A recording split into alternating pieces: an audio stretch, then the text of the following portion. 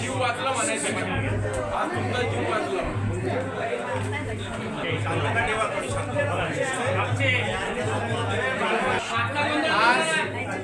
आमच्यावर हल्ला केला। गाडीमध्ये मी, असीम सरोदे, विश्वमर चौधरी आणि श्रेया ज्योती आणि वैभव हे आमची गाडी ड्राईव्ह करत होते। आज बंटी जे आहेत बाळकृष्ण निडाळकर यांनी बाहेर उतरून वाचवलं आम्हाला। पोलिसांनी आम्हाला 4 तास ऑलमोस्ट डिटेन्शनमध्ये ठेवलं। ते घरामध्ये जी नजरकैद असल्याचे होते। पोलीस आम्हाला जाऊ देत नव्हते इथून बाहेर। आम्ही जेव्हा म्हटलं सभेच्या ठिकाणी जाऊ तेव्हा त्यांनी जवळजवळ 30 ते 40 पोलीस अधिकारी स्टेशनमध्ये रस्त्यावर उभे केले आम्ही जाऊ नये म्हणून। शेवटी आम्ही चालत निघालो। पोलिसांना माहिती होतं हा हल्ला होणार, 100% माहिती होतं। सिनियर इन्स्पेक्टर जे आहेत पर्वतीचे गायकवाड यांना माहिती होतं। हे सतत आम्ही इथे येऊ नये असा प्रयत्न करतोय। 4 तास त्यांनी आम्हाला नजरकैदेत ठेवलं। आम्हाला असीम सरोदे यांच्या घरातून बाहेर पडू दिलं नाही। आणि जेव्हा हल्ला झाला तेव्हा पोलीस नंतर आले, उशिरा आले। हल्ला 4-5 ठिकाणी झाला। कुठे कुठे झाला हे असीम सरोदे तुम्हाला सांगतील, कारण पुण्याची जी ठिकाणं आहेत तेवढी मला माहीत नाही, पण 4-5 ठिकाणी झाला। गाठ्यानी गाडीवर मारलं गेलं, अंडी मारली, निळी शाई फेकली, दगड मारले, दगड अनेक ठिकाणी मारले, 4-5 ठिकाणी। म्हणजे हा अत्यंत भ्याड हल्ला आहे। मी हल्लेखोरांना सांगू इच्छितो की आम्ही यांनी अजिबात घाबरलेलं नाही। लोकशाही वाचवण्यासाठी जीव गेला तरी हरकत नाही, पण अत्यंत भ्याड हल्ला आहे। आणि भारतीय जनता पक्षाच्या गुंडाकडे काहीही उत्तर द्यायला नाही आमच्या टीकेला। आम्ही सभ्य भाषेत टीका करतो, रोज बोलतो। देवेंद्र फडणवीस गृहमंत्री आहेत। मला असं वाटतं की एका महाराष्ट्रातल्या जवळजवळ 45 वर्ष पत्रकारितेत घालवलेल्या पत्रकारावर आणि ज्येष्ठ कार्यकर्त्यांवर निर्णय बनवचा असा हल्ला होणं हे शर्मेची गोष्ट आहे। देवेंद्र फडणवीस यांना थोडी जरी शरम असेल तर त्यांनी राजीनामा द्यायला हवा। जीवघेणा हल्ला होता, आम्ही मरणातून वाचलेलो आहोत। कारण तिथे इतर कार्यकर्ते म्हणजे प्रशांत जगताप यांचे कार्यकर्ते आले, हे रस्त्यावर उतरले, राहुल डबारेचे कार्यकर्ते आले, आंबेडकरी कार्यकर्ते आले, रस्त्यावर उतरले, म्हणून आम्ही वाचलो। नाहीतर आज त्यांनी आम्हाला ठारच मारलं असतं। हे सिद्ध करतं की भाजप हा फॅसिस्ट पक्ष आहे। भाजपला लोकशाहीशी आणि पत्रकारांच्या स्वातंत्र्याशी काही देणं घेणं नाही। पण इतकंच या लोकांना सांगतो की तुम्ही फार मोठी चूक केली आहे। मी त्यांना माफ करतो, कारण ते अतिशय अज्ञानी आणि लोकशाहीचं ज्ञान नसणारे सगळे गुंडगिरी करणारे लोक आहेत। त्यांना आम्हाला ठार मारायचं होतं आज, जे त्यांना शक्य झालं नाही, कारण आम्ही सत्याच्या मार्गावर चालणारे लोक आहोत म्हणून वाचलो असा माझा विश्वास आहे। आम्ही फुले आंबेडकरी मार्गावर चालणारे लोक आहोत म्हणून वाचलो। पण हा जीवघेणा हल्ला होता, आम्ही वाचलो। आणि वाचलो तर एक इथे सांगतो की यापुढे सुद्धा फॅसिझमचा मुकाबला आम्ही तेवढ्याच निर्धाराने करू। तेव्हा भाजपला हा महाराष्ट्रातल्या फुले आंबेडकरी चळवळीचा इशारा आहे असं समजा की आम्ही तुम्हाला भीत नाही, आम्ही तुमच्या फॅसिझमचा मुकाबला करू। असीम सरोदे सुद्धा हल्ला झाला, पण ही गाडीमध्ये बसली होती, तिला विचारा नेमकं काय झालं, कसा हल्ला झाला, ती पण वाचली, कारण पुढूनच येत होते, काचेवर उड्या मारत होते। आपला वैभव पण सांगू शकतो।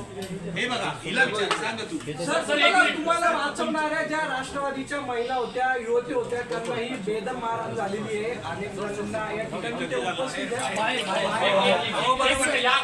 बरोबर आहे, मला माहिती आहे, त्याचा निषेधच करायला पाहिजे। पण त्या सगळ्या महिलांचं आणि कार्यकर्त्यांचं म्हणजे मी मनापासून आभार मानतो त्यांच्यामुळे आमचे जीव वाचलेले आहेत आणि आमचा हा जो चालक होता वैभव हा मागे उभा आहे याच्यामुळे त्यांनी जी गाडी आणली आहे ना त्याच्यामुळे वाचलाय म्हणजे हा आमचे जीव वाचवणारा माणूस आहे वैभव. सर किती वेळा दगड फेकले गाडी महाराष्ट्राची गाडीचा आवाज येतो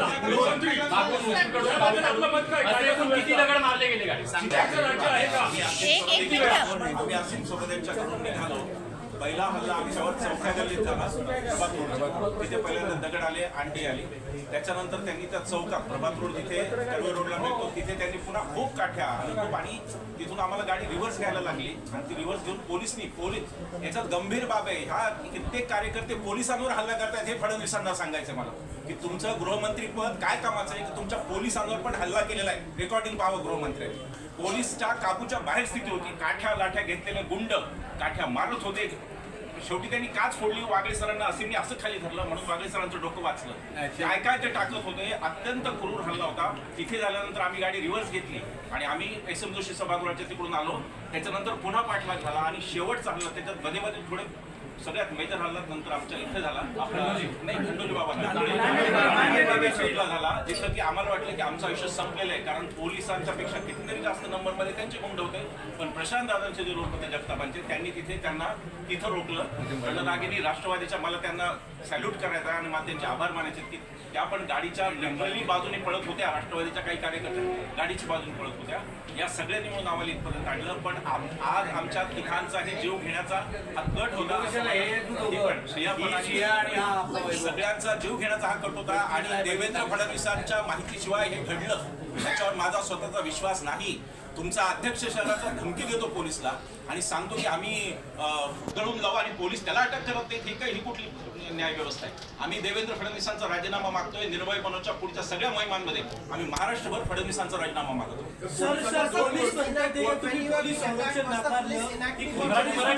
पोलीस संरक्षण आम्ही नाकारलं नाही. मुळामध्ये पोलिसांनी आम्हाला संरक्षण कधीच देऊ केलं नाही. पोलीसचे 8-10 अधिकारी आज असीमच्या घरी आले. त्यांनी आम्हाला 4 तास बसून ठेवलं. जाऊया सांगत आणि खाली 50 पोलीस होते. 50 त्यांनी 4 तास बसवलं 3:30 पासून 7:30 पर्यंत. दर अर्ध्या तासाने मी त्यांना सांगत होतो की आम्हाला घेऊन चला. नाही पण ते भाजपवाले आहेत. भाजपवाल्यांना अटक करण्याचं काम कोणी करायला पाहिजे पोलिसांनी. माझं म्हणणं भाजप आणि पोलिसांचं संगनमतच आहे. याचं कारण पत्रक जेव्हा भाजपच्या शहर अध्यक्षांनी काढलं तेव्हा त्याच्यामध्ये त्यांनी लिहिलं होतं या सभेला पोलीस परमिशन देतील तर आम्ही सभा लावू. पोलिसांचं काम होतं सभेच्या आधी त्यांना प्रिव्हेंटिव्ह अरेस्ट करणं, जे पोलिसांनी केलं नाही. माझं म्हणणं या हल्ल्यामधला पोलीसही तेवढेच जबाबदार आहेत कारण त्यांचं बीजेपीशी मिली बघत आहे हे लक्षात घ्या. हा गंभीर आरोप आहे आणि आज आमच्यावर हल्ले केले. आम्ही काही राजकीय पक्षाचे कार्यकर्ते नाही, आम्ही निर्भय बनूचे कार्यकर्ते आणि मी तर पत्रकार आहे. माझं असं म्हणणं आहे मी रोज माझ्या व्हिडिओमधून जे यांच्यावर टीका करतो त्याचा बदला घेण्याचा यांनी प्रयत्न केला आणि यापुढे महाराष्ट्रामध्ये पत्रकार आणि कार्यकर्ते सुरक्षित नाहीत. भाजपला आज हे दाखवायचं होतं की आम्ही निर्भय बनूच्या कार्यकर्त्यांना हल्ला करून आमची दहशत भाजप हा दहशतवादी पक्ष आहे असा माझा आरोप आहे.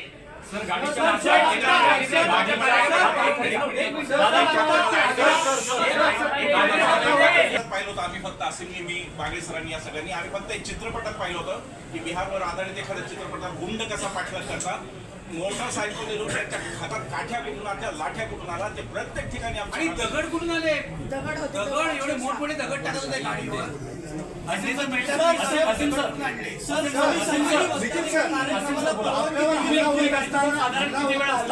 आपल्यावरती हल्ला होत असताना आपल्या सुरक्षितता पोलीस होते ते गणवेशात होते. पोलीस क्राईम ब्रांच त्यामुळे जास्त नाही. पोलिसांनी आम्हाला निघायला नीट संरक्षण द्यायला पाहिजे होतं. पुढे गाडी असायला पाहिजे होती. त्यांनी मागून गाड्या लावल्या. ते आम्हाला येऊच द्यायला तयार नव्हते कारण त्यांचा प्लॅन होता पोलिसांचा की सभेच्या ठिकाणी आम्हाला पोहोचू द्यायचं नाही. ते सतत आम्हाला सांगत होते तुमच्या जीवाला धोका आहे. तुम्ही 10 मिनिटं करून त्यांनी 4 तास काढले. हा त्यांचा प्लॅनच होता आणि वरिष्ठ पोलीस अधिकारी होते सिनियर इन्स्पेक्टर ACP वगैरे. हा त्यांचा प्लॅन होता. शेवटी मला वैतागून मी त्यांना सांगितलं आता मी जाणार आणि निघालो तेव्हा त्यांनी वाट अडवली 40 पोलिसांनी म्हणजे स्पेशल ब्रँचच्या पोलिसांनी. तो स्पेशल ब्रँचचा कोण होता तो पण आला होता एसीपी.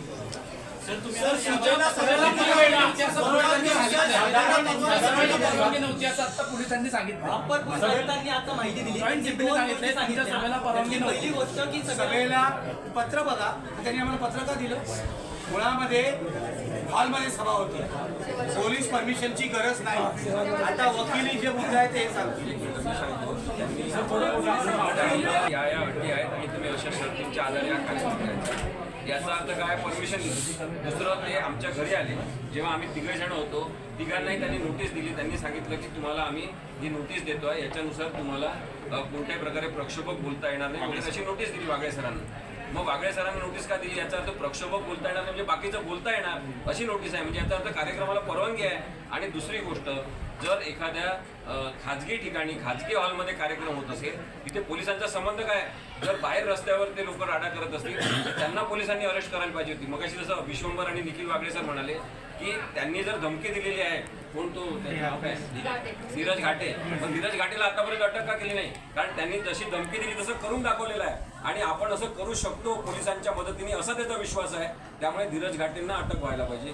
गृहमंत्री जे आहेत आपले देवेंद्र फडणवीस त्यांनी राजीनामा द्यायला पाहिजे. या सगळ्या गोष्टी होऊ शकतील तर लोकशाही आहे, नाही तर कशाची लोकशाही? ठोकशाही यांनी रस्त्यावर आणलेली आहे. आणि मगाशी जीव मुठीत धरून आम्ही बसलेलो होतो, मागून काच फोडली, काच फोडल्यावर ते मागून लाट्या घुसवण्याचा प्रयत्न करत होते.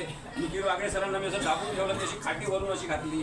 नंतर बाजूच्या सगळ्या काचा फोडण्याचा प्रयत्न केला, समोरून त्यांनी परत काचा फोडण्याचा प्रयत्न केला.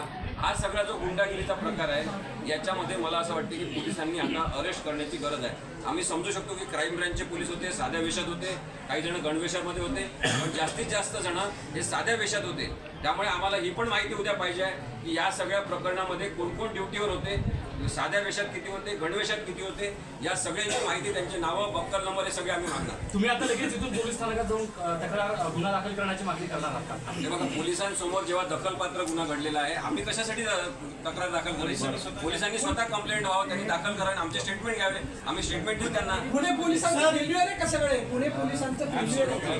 पुणे पोलिसांचंच नाही तर सगळ्या महाराष्ट्रामध्ये सुरू आहे. आपण पाहिलं 4 दिवसामध्ये 5 दिवसामध्ये 5 खून झालेले आहे आणि घरात बसून एफबी लाईव्ह करताना वेगवेगळ्या प्रकारे लोकांना मारलेलं आहे. त्यामुळे आणि पोलीस स्टेशनमध्ये मारलेलं आहे. म्हणजे हे काय सुरू आहे सगळं? त्यामुळे आमच्यासारख्या लोकांनी जगायचं नाही का? आम्ही कशाबद्दल बोललो? लोकशाहीबद्दल बोललो, संविधानाबद्दल बोललो, आंबेडकरांबद्दल बोललो, गांधींबद्दल बोललो. का नाही बोलायचं आम्ही या सगळ्या गोष्टींबद्दल? आणि अशा प्रकारे दहशतवाद जर निर्माण केला जात असेल तर मला वाटते की बेकायदेशीरता आहे, संपूर्णपणे असंविधानिक अशा प्रकारचं राज्य इथे अस्तित्वात आलं.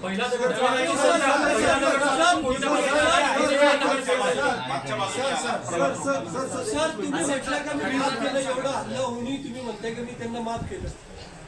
मी त्यांना माफ केल्याचा अर्थ असा होतो की ते जे गुन्हेगार आहे त्यांना कळत नाही आपण काय गुन्हा करतोय, पाप काय करतोय आणि कोणासाठी करतो. ते निखिल वागळेला मारण्याचं पाप नाही. निखिल वागळे मेला, एक पत्रकार मेला, व्यक्ती मरत नाही. तो विचार त्या वेळेला तो मारायचा प्रयत्न करतात. पण दाभोळकर गेले, पानसरे गेले तरी विचार टिकलेला आहे. त्यांना माफ करतो कारण त्याच्या मूर्खपणाबद्दल. हा सत्ताधारी पक्ष आहे देशातला, भाजप सत्ताधारी पक्ष आहे आणि ते असं म्हणतात की आम्ही सर्वात मोठा पक्ष आहे. हा सर्वात मोठा राक्षसी पक्ष आहे, हुकुमशाही पक्ष आहे. आणि पोलिसांना आज माहीत झालेलं आहे की आमची बाजू काय आहे. 4 तास ते आमच्यासोबत होते आणि म्हणून आम्ही आता म्हणू शकतो की हे अंदर की बात आहे, पोलीस हमारे साथ है. ते आम्ही म्हणू शकतो. ते दबावाखाली वागले हे मान्य करायला लागेल, पण ते त्यांना आता कळलेलं आहे की हे चांगले लोक आहेत. आम्ही काही वाईट लोक नाही आमच्यावर हमला करण्यासाठी. आणि कोणी राजकीय व्यक्ती आणि राजकीय गुंड असे हमला करत असेल त्यांना त्वरित अटक करायला पाहिजे. सर, काही इजा झाली का? गाडीत जे होते त्यांना ॲडव्होकेट बाळकृष्ण निडाळकर यांची गाडी संपूर्णपणे फोडण्यात आलेली आहे. आमचं स्पष्ट म्हणणं आहे की पोलिसांनी त्याचा पंचनामा करावा आणि जे गुंड याच्यामध्ये दोषी आहेत त्यांच्याकडून त्यांना पैसे वसूल करून द्यावे. पुढच्या काळामध्ये तुम्हाला निर्भय बनवून हे अभियान काही इथेच थांबणार नाही, पुढे जाणार आहे. अशा परिस्थितीमध्ये पुन्हा हा धोका कायमस्वरूपी ठेवला असं म्हणता येणार नाही. त्यामुळे इथून पुढच्या काळामध्ये एक तर म्हणजे तुम्हाला स्वतः संरक्षण घ्यावं लागणार किंवा संरक्षणाची काहीतरी व्यवस्था खबरदारी घ्यावी लागणार. त्या दृष्टिकोनातून तुम्ही काय? आम्हाला असं वाटतं की निपक्ष असलेले चांगले पोलीस असतील, त्यांना स्वतः वाटत असेल त्यांनी आजच्या या घटनेचा अहवाल तयार करावा आणि आम्हाला संरक्षण देण्याची गरज वाटत असेल त्यांनी द्यावी. आम्ही स्वतःहून संरक्षण मागायला जाणार नाही. मी तर पूर्वीच संरक्षण नाकारले दाभोळकर केसमध्ये, आणि माझा पोलीस आपल्याला वाचवतात यावर विश्वास नाही. आज ते सिद्ध झालंय. पोलिसांचा रोल संशयास्पद आहे. त्यामुळे मी पूर्वीच दाभोळकरांच्या वेळेला संरक्षण नाकारलेलं आहे. मारू द्या, ठार मारू द्या, काय काय आहे ना, काय मारायचंच आहे ना. एवढे आम्हाला का भीतात? आम्ही काय बोलणारे लोक, लिहिणारे लोक, पत्रकार आहोत, कार्यकर्ते आहोत. का हे घाबरतायत मला सांगा ना. कारण हे यांनी लोकशाहीची हत्या करण्याचं पाप केलेलं आहे, लक्षात घ्या. ही आज झाली आहे ना, ही आम्ही वाचलो नशिबाने, पण ही लोकशाहीची हत्या आहे आणि हा फॅसिस्ट पक्ष आहे, लक्षात घ्या. मला असं वाटतं लोकांमध्ये जाऊन आम्ही प्रबोधन चालू ठेवणार आणि या फॅसिस्ट पक्षाला मतदानाच्या मार्गाने धडा शिकवण्याचं काम करतो.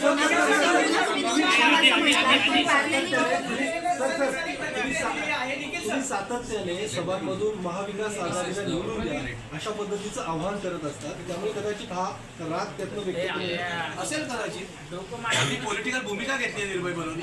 आणि एक फक्त ऍडिशन त्याच्यामध्ये महाविकास आघाडी फक्त नाहीये त्याच्यामध्ये, वंचित बहुजन आघाडी, आम आदमी पार्टीचे ते घटक नाही, पण इंडियाचे घटक आहेत. इंडियाच्या सगळ्या घटक पक्षांच्या आम्ही उघडपणे सोबत, आमची ती राजकीय भूमिका आहे, आम्ही ती काही लपवू. आणि आम्ही यापूर्वी राष्ट्रवादी काँग्रेस जेव्हा सत्तास्थानी होतं त्यांचं विश्लेषण केलेलं आहे, शिवसेनेवर टीका केलेली आहे. त्या लोकांनी कधी आमच्यावर हमला केला नाही, राष्ट्रवादी काँग्रेस किंवा काँग्रेसने. ही लोकशाही भारतात असायला पाहिजे. तुम्ही तुमचा राजकीय पक्ष चालवा, आम्ही संविधान चालू आणि आम्हाला बोलण्याचा पूर्ण हक्क आहे. पण आजच्या हमल्यातून हे स्पष्ट झालेलं आहे की भाजपचा पुण्यातून सुपडा साफ होणार.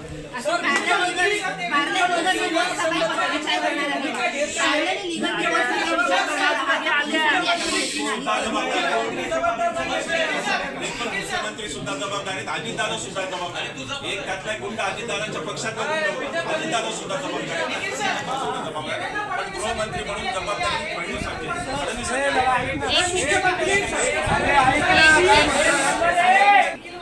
फडणवीस सोडून बोलतात, त्यामुळे कार्यकर्ते आक्रमक होतात. मात्र जी घटना घडलेली आहे ती चुकीची आहे, या घटनेचा मी निषेध करतो असं देवेंद्र फडणवीस. सिन्नर घटनेनंतर ते असंच म्हणले होते. सिन्नर घटनेनंतर मला फोनवरती म्हणले होते की जे झालं तुमच्या बाबतीत ते वाईट झालं, पण शहराध्यक्ष त्यांनी तिथला काढला नाही, तालुकाध्यक्ष.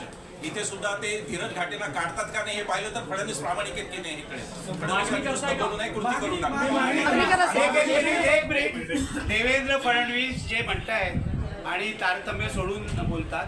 आणि आज भाजपच्या मी अनेक व्हिडिओ बघितले, महिलांनी, कार्यकर्त्यांनी मला खूप शिव्या घातल्या आहेत. गेल्या 45 वर्षाच्या माझ्या पत्रकारितेमध्ये एकही केस माझ्यावर अशी झालेली नाही की माझ्या बोलण्यामुळे कुठे प्रक्षोभ झाला, दंगल उसळली. देवेंद्र फडणवीस गृहमंत्री आहेत, पूर्वी ते मुख्यमंत्री होते. निखिल वागळे जर तारतम्य सोडून बोलत असतील तर माझ्या स्टुडिओत येऊन का बोलत होते विरोधी पक्षनेते असताना? तारतम्याचा अर्थ काय? मोदी जे बोलतायत ते तारतम्य राखून बोलतात का नेहरूंबद्दल जे बोलतायत ते? तेव्हा मुळामध्ये आणि एखादा पत्रकार जर समजा त्यांनी त्यांना न पटणारं स्टेटमेंट केलं तर त्याला तुम्ही ठार करणार आहात का? म्हणजे ठार करायला माणूस पाठवली ही देवेंद्र फडणवीसांनीच पाठवली असा माझा आरोप आहे.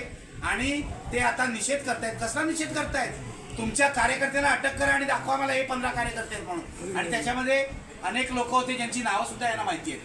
कोणतं मानकर वगैरे कोणी होते ना. मग सातत्याने मुख्यमंत्री म्हणतात की सामान्याचं सरकार म्हणजे सामान्यांवरती अशा पद्धतीने हल्ले राजरोसपणे सुरू. मुख्यमंत्र्यांची जबाबदारी नाही. मुख्यमंत्र्यांची जबाबदारी आहेच ना, असं काय करता? सामान्य विमाने काही नाही, हे ईडीचं सरकार, ईडीच्या धाकाने आलेले सामान्य माणसाची काय कुठलाय 100% काय सुटलाय? सगळा स्वतःवरचा पण आणि सरकार